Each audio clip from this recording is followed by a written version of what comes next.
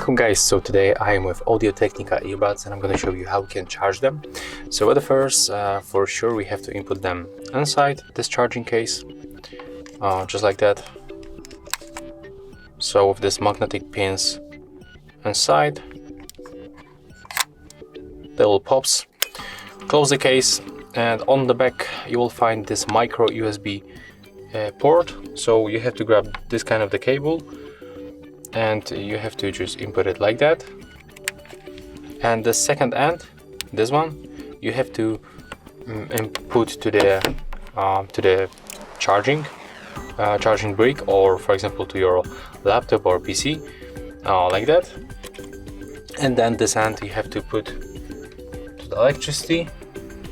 And once you make it, take a look. Okay, I did it.